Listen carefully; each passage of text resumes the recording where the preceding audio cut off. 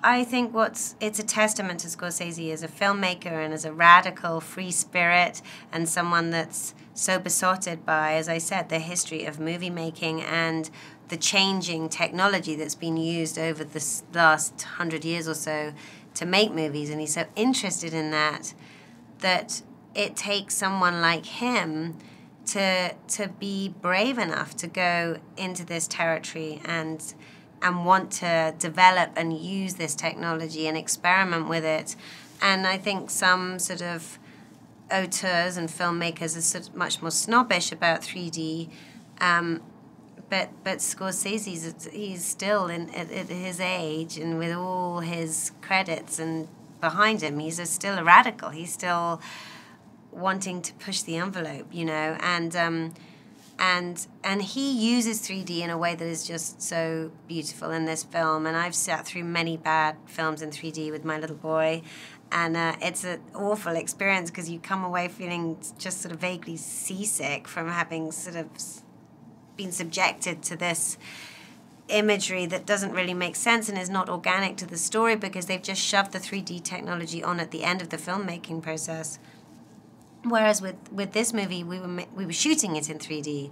on a 3D camera, and I think Scorsese just beautifully uses the technology to help tell the story. It's an organic part of the storytelling process, and it puts you as the audience. What he does so beautifully using the 3D is give you a sense, a very visceral sense of what it is to look at the world through a child's eyes, and draws you in to that universe, the universe of a child's imagination. And I know from my own child that, you know, the way that kids, it's a very important distinction, I think, that this film makes, is the distinction between a movie for kids, a kids movie, and a movie which just is showing you the world through a child's eyes, which is a totally different thing. And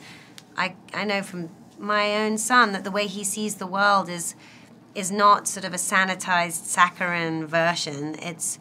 the way that we see the world, but just more so. It's a heightened version of reality where the things that are marvelous and magical are all the more marvelous and magical, but there's a dark, threatening, ominous side too that is,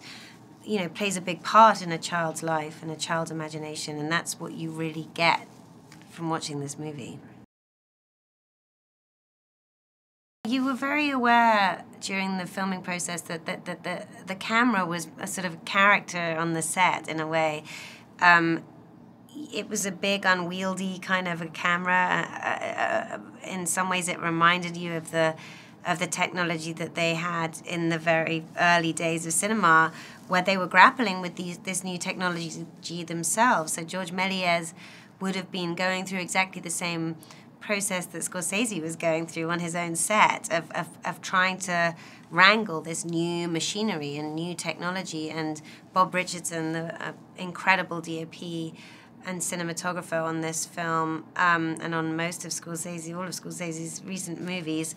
was learning how to use this camera, you know, as we went along, and learning how to manipulate it, and